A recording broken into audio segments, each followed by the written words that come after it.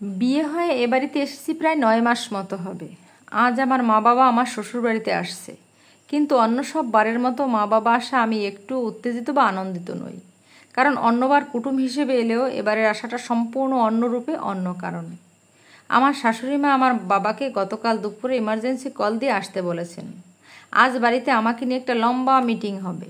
মা বাবা তাদের মেয়েকে যে সঠিক শিক্ষা দিতে পারেননি, তাদের মেয়ে অত্যন্ত অভদ্র, দুর্বিনীত, স্বেচ্ছাচারী, অন্যান্য বাড়ির বউদের সঙ্গে তাদের মেয়ের কত পার্থক্য, সেটা পরতে পরতে জানান দেবার জন্যই ঘটা করে আমার মা বাবাকে এ বাড়িতে আসতে হুকুম দেওয়া হয়েছে। ছাত্রী হিসেবে আমি খুব ব্রিলিয়ান্ট না হলেও খারাপ ছিলাম, এটা একেবারেই বলা যাবে না। তা না হলে কমার্সে মাস্টার ডিগ্রি কমপ্লিট করতে পারতাম না। পড়াশোনা শেষ হওয়ার পর একটা বছর আমি লাগাতার চাকরির চেষ্টা করেছিলাম। আমি বরাবরই চাইতাম নিজের পায়ের নিচের জমিটা শক্ত করতে, নিজে কিছু করতে। বিয়ের পরেও সেই চেষ্টাটা গোপনে চালিয়ে গেছি। এবং পরশুদিন আমার মেইলে একটা জয়েনিং লেটার এসেছে। খুব আহামরি কিছু না হলেও একটা মাঝারি ফার্মে অ্যাকাউন্টেন্টের চাকরি। কিন্তু যত ছোটই হোক, আমি এই চাকরিটা করব বলে প্রতিজ্ঞাবদ্ধ। আর এ নিয়েই বাড়িতে মারাত্মক অশান্তি এবং মিটিং মিছিলের পরিকল্পনা। আমরা 2 ভাই 1 বোন। বাবা রিটায়ার্ড স্কুল টিচার। যতদিন দাদাদের বিয়ে হয়নি কোনো সমস্যা ছিল না, কিন্তু বৌদিরা আসার পর থেকে আমাকে নিয়ে সমস্যা তৈরি হতে লাগলো। বাবার বেশ বয়স হয়েছে, মা পুরোপুরি হাউসওয়াইফ। উনি সবসময় চিন্তা করতেন বাবার যদি কিছু একটা আপদ বিপদ হয়ে যায়, আমার ভবিষ্যতের কি হবে। সেই জন্য আমাকে নিজের পায়ে দাঁড়ানোর আরেকটু সুযোগ না দিয়েই রেলের সরকারি চাকুরের সঙ্গে আমার বিয়ে দিয়ে দিলেন। আমার স্বামী পলাশ, ওদের একেবারেই ছোট সংসার, মা আর ছেলে। এক দিদি বিবাহিতা। তাই আমার মা বাবাও ভেবেছিলেন ছোট সংসারে তেমন কাজকর্মের বেশি চাপ থাকবে না, মেয়েকে অত বেশি ঝক্কি ঝামেলাও পোহাতে হবে না। আমি বরাবর পড়াশোনা নিয়ে থাকতে ভালোবাসি। বাবার মনে হয়েছিল মেয়ে হয়তো তার শখ, আহ্লাদ, স্বপ্নগুলো কিছু কিছু পূরণ করার সুযোগ পাবে এ বাড়িতে থেকে। কিন্তু বিয়ে হয়ে এখানে এসে দেখলাম পুরো উল্টো ছবি। সময়ের সঙ্গে সঙ্গে এদের চিন্তাভাবনা একেবারেই আধুনিক হতে পারেনি। এদের অনেক অবান্তর বিধিনিষেধ, নিয়ম কানুন আছে, এবং সেটা অবশ্যই বাড়ির বউয়ের ক্ষেত্রে প্রযোজ্য। যাই হোক, বেলা 10টা নাগাদ আমার মা বাবা এসে গেলেন। আমি ভালোভাবে আপ্যায়ন করতেও পারছিলাম না। মায়ের মুখ অস্বাভাবিক গম্ভীর। আমি জানি মা ভীষণ অস্বস্তিতে আছে, কারণ আমার শাশুড়ি মা যখন তখন ফোনে ওনার মেয়ের সম্পর্কে নালিশ করে যাচ্ছে, তাই অপমান করছে। আমার শাশুড়ি মা আমাকে নিয়ে অনেক সমস্যা। বিয়ের পর যখনই রান্না করতে গেছি, উনি আমাকে রান্না করতে দিতেন না, কারণ আমি নাকি রান্নায় তেল মশলা বেশি খরচ করি এবং আমিষ নিরামিষ একাকার করে ফেলি। ওনাকে হাতে হাতে সাহায্য করতে গেছি, তাতেও অসুবিধা। বাসন মাজা, কাপড় কাচা, ঘর পরিষ্কার, আমার কোনো কাজেই উনি সন্তুষ্ট নন। ওনার মন পাওয়ার রহস্য যে কিসে লুকিয়ে আছে আমি আজ অবধি ভেবে বের করতে পারিনি। অথচ আমি কিছু না করলেও উনি দিন রাত এই নিয়ে রাগারাগি করেন। ছেলের কাছে এবং আমার মায়ের কাছে ক্রমাগত নালিশ করেন আমার বিরুদ্ধে। ওনার বাড়িতে শাড়ি ছাড়া অন্য কিছু নট অ্যালাউড। বাড়িতে উনি আর আমার স্বামী, এই দুটো প্রাণী হলেও ওনার পছন্দ অনুযায়ী শাড়িই পরতে হবে। অথচ একান্নবর্তী পরিবারে বিয়ে হওয়া মেয়ের জন্য নিজের হাতে পছন্দসই চুড়িদার, নাইটি কিনে পাঠান নিয়ম করে। আমি বেশি কিছু বলতে পারি না, কারণ এমনিতেই আমার মাকে অনেক কথা শুনতে হয় মাথা হেট করে। এরপরে আমি প্রতিবাদ করলে না জানি মা বাবাকে কত অপমান সহ্য করতে হবে। ভাবতে ভাবতে একটু অন্যমনস্ক হয়ে পড়েছিলাম।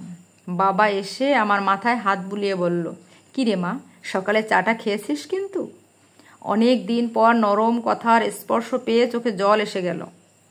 ইতিমধ্যে আমার শাশুড়ি মা বসার ঘরে এলেন, সঙ্গে ওনার ছেলে, যিনি মায়ের কথাকেই বেদবাক্য মনে করেন। উচিত অনুচিত, ঠিক ভুল, সম্ভব অসম্ভব বিবেচনার দরকার মনে করেন না। আমার মা শুকনো হেসে বললেন, "কি দিদি, সব খবর ভালো তো? শরীর ভালো আছে?" তারপর আমার স্বামীর দিকে তাকিয়ে বললেন, "বাবা পলাশ, ভালো আছো তো?" আমার স্বামী ঘাড় কাত করে হ্যাঁ বললেও শাশুড়ি মা বলে উঠলেন, "তা যে বাড়িতে আপনার মেয়ে বউ হয়ে আসে সে বাড়ির লোকজন ভালো থাকবে বলে আপনার মনে হয়? মেয়েকে কি সহবত শিক্ষা কিছুই দেননি? শুধু পড়াশোনা করালেই হবে? শ্বশুরবাড়ি খুব কঠিন ঠাঁই। আপনারা মা বাবা হয়ে মেয়েকে বোঝান কি করে মানিয়ে নিয়ে চলতে হয়।" মা কিছু প্রতিবাদ না করে মাথা নিচু করে নিলেও বাবা ক্রমাগত বুড়ো কোঁচকাল, কিন্তু মুখে কিছু বলল না। পলাশ চোখে মুখে যতটা সম্ভব বিরক্তি ফুটিয়ে বলল, "এত স্বাধীনচেতা মনোভাব যখন, এতই নিজের পায়ে দাঁড়ানোর ইচ্ছা, তখন বিয়ে করার দরকার কী ছিল? তোমাদের কি বিয়ের পরে সংসার এড়ানোর জন্য বিপ্লব করার কথা মনে পড়ে? বাবার কাছে থাকতেই বিপ্লবটা হয় না কেন? আমার চোখ ফেটে আজ আর জল আসছিল না, কারণ এই 9 মাসে এত জল পড়েছে যে সব জল শুকিয়ে গেছে। আমি বুঝে গেছি আজ আগুন ঝরানো প্রয়োজন। ইতিমধ্যে আমার শাশুড়ির ফোন আসায় উনি ভেতরে চলে গেলেন। পলাশ আমার বাবার কাছে আমার বিরুদ্ধে নালিশ করতে ব্যস্ত হয়ে পড়ল। তখন মা আমাকে হাতটা ধরে পাশে বসিয়ে বলল, এত খরচ করে বাবা বিয়ে দিল তোর, একটু মানিয়ে নিয়ে চলতে পারছিস না? কত মেয়ে নেশাখোর স্বামী নিয়ে সংসার করে, দরজাল শাশুড়ি নিয়ে মাঙার খেয়ে কত অত্যাচার সহ্য করে সংসার করছে। তোর তো তেমন কোনো সমস্যা নেই। মানছি শাশুড়ি একটু খিটখিটে, পলাশ একটু বেশি মা ভক্ত। ওদের একটা আধটা কথা গায়ে মেখে নিলে এমন কি অসুবিধা হবে? পলাশ ভালো চাকরি করে, 3টে তো প্রাণী। তোর ওই ফার্মে চাকরি করতেই হবে? আর সত্যি তো, বাড়িতে দুজনেই বেরিয়ে গেলে সংসার দেখবে কে? কেন আমরা হাউসওয়াইফ হয়ে চিরজীবন কাটালাম না? আমি বললাম, মা, আমি পড়াশোনা শিখেছি জীবনটা ঘরে বসে নষ্ট করার জন্য নয়। যতই পলাশ চাকরি করুক, আমার নিজস্ব একটা আইডেন্টিটি আছে, নিজের ইচ্ছে অনিচ্ছে আছে। তোমাদের প্রতি আমার তো একটা দায়িত্ব আছে। মা বলল, আমরা কি বলেছি আমাদের তোর থেকে কিছু লাগবে? তুই মন দিয়ে সংসারটা কর, তাহলেই হবে। দেখ, সংসারটা ভেঙে গেলে গিয়ে পড়তে হবে ওই দাদা বৌদিদের কাছে, তখন বুঝবি কতটা জ্বালা। ঠিক তখনই আমার শাশুড়ি মা ফোনে কথা বলতে বলতে বসার ঘরে ঢুকলেন। শেষটুকু শুনে আন্দাজ করলাম ননদের ফোন। ওপার থেকে কি কথা আসছে শুনতে পেলাম না, তবে উনি বলছেন, শোন, একদম অন্যায় আবদার সহ্য করবি না। এখনো মাথার ওপর তোর মা আছে, ভাই আছে, এ বাড়িতে তোর অধিকার আছে। যখনই মনে হবে আমাকে বলবি, সোজা মেয়ে নিয়ে চলে আসব, দেখব কি করে ওরা তখন। বলে ফোনটা কেটে বসতে বসতে বললেন, হ্যাঁ, যা বলছিলাম, আপনাদের মেয়ে।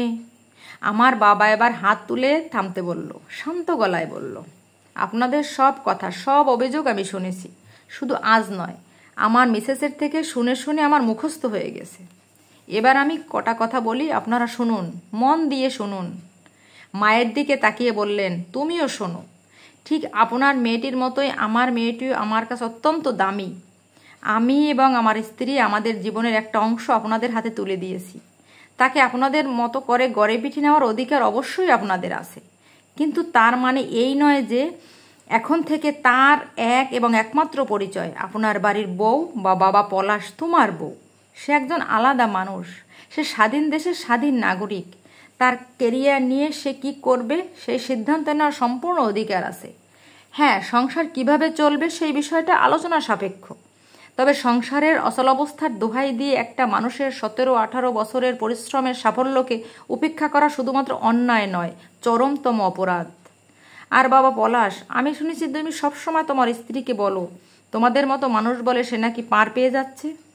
অন্য পরিবার হলে বুঝতো কত ধানে কত চাল। বাবা, একটা কথা স্পষ্ট শোনো, আমরা আমাদের মেয়েকে তোমার জীবনসঙ্গী করে পাঠিয়েছি।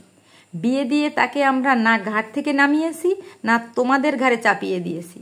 বিশেষ অসুবিধা হলে জানিও, তোমাদের বোঝা আমি হালকা করে নিয়ে যাব। পলাশ বলল, আপনার মেয়েকে শাসনের পরিবর্তে প্রশ্রয় দিচ্ছেন কিন্তু বাবা। বাবা এই কথার উত্তর দিল না, আমার কাছে উঠে এসে আমাকে দাঁড় করালো। মায়ের দিকে ফিরে বলল, আজকের এই দিনটা এরা ভুলে যেতেই পারে, কারণ সবে তো এ বাড়িতে ওর 9 মাস হয়েছে, আর তুমি 9 মাস পেটে ধরে কি করে ভুলে গেলে? তোমার থেকে এটা আশা করিনি শর্মা। টেনশনে ভুলেই গেছিলাম আজ আমার জন্মদিন। কারোরই মনে নেই, আমার সবচেয়ে কাছের মানুষটার মনে নেই। একটা দীর্ঘশ্বাস ফেললাম। বাবা খুব সুন্দর একটা জুয়েলারি বক্স বের করলো, আমার হাতে দিয়ে বলল, অনেক দিন থেকে যত্ন করে তুলে রেখেছিলাম, সঠিক সময় এলে দেব বলে। সেটা যে এত তাড়াতাড়ি আসবে বুঝতে পারিনি। খুলে দেখি তার ভিতর একটা চাবি। বাবা বলল, এই চাবির 3টে সেট আছে। আমার বাড়ির সদর দরজার চাবি এটা। 2টো তোর দাদাদের কাছে আর একটা তোর কাছে রইল। সব সময় জানবি মাথার উপর তোর একটা পাকা ছাদ আছে। যাই হয়ে যাক, পায়ের তলার জমিটা শক্ত কর। যতই নারী স্বাধীনতার কথা বলা হোক, যতদিন সমাজ বিশ্বাস করবে শ্বশুরবাড়ি কঠিন ঠাঁই, ততদিন মেয়েদের পক্ষে সংসার করার চ্যালেঞ্জ থেকেই যাবে। প্রথম থেকেই ছেলের বউকে বিরুদ্ধপক্ষ না ভেবে তাকে মানিয়ে নেওয়ার সুযোগটা দিলে ক্ষতি কি? আপনার যেমন একটা মেয়ে অন্য বাড়িতে আছে, ঠিক যেমন করে আপনার চিন্তা হয় তার ভালোই ভালো লাগে, তার খারাপে খারাপ লাগে, ঠিক তেমনি অন্য কারোর মেয়েটাও তো আপনার কাছে আছে। পরাধীনতা কি শুধু শিকলে বেঁধে রেখে হয়? সমাজ সংসারের নানান অহেতুক নিয়মের শিকলেও মানুষ পরাধীন হয়। সংসার তো কোনো জেলখানা নয়, বাড়ির বউটাও অপরাধী বা আসামি নয়। সম্ভব হলে তাকে শাসনে নয়, ভালোবাসায় বাঁধুন। ভালোবাসলে তবেই শাসনের অবাধ অধিকার পাওয়া যায়। বিশ্বাস করুন, ভালোবাসা দিলে সবাই সম্ভব। অবাধ্যকে ভালোবাসলেও বশ করা যায়।